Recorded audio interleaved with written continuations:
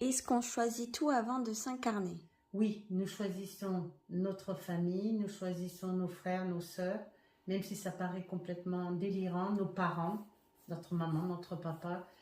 Et puisque nous C'est pas devons... comme la chanson?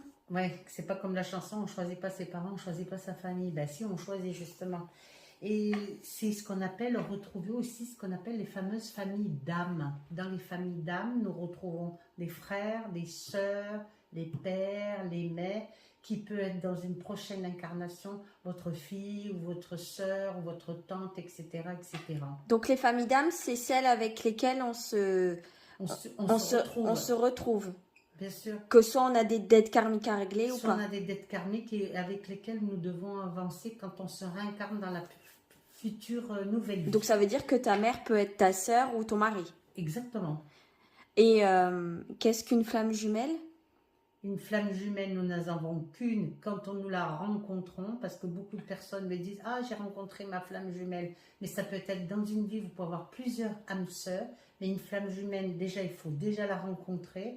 Et on se reconnaît, c'est exactement vivre les mêmes choses en même temps, aux mêmes heures, les mêmes pensées, Enfin, etc. non, c'est surtout, ce n'est pas difficile avec une flamme Ce jumelle. n'est pas difficile. Et c'est un karma qui est plutôt en principe positif et pas négatif. Et mais tout le monde n'en a pas une. Et tout le monde n'en a pas une. Et qu'est-ce qu'une âme sœur?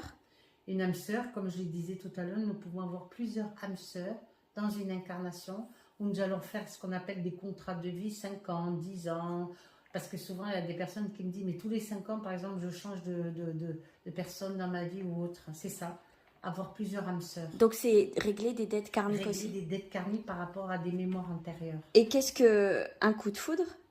Un coup de foudre, c'est reconnaître quelqu'un, se dire je le reconnais ou je te connais toi ou je vous ai déjà vu quelque part. C'est cette sensation de reconnaissance, comme je l'expliquais déjà dans une ancienne vidéo, que dans une rencontre karmique, il y en a toujours un qui reconnaît l'autre avant l'autre. Donc un coup de foudre, c'est en fait Une connexion une mémoire d'âme. une mémoire antérieure qui se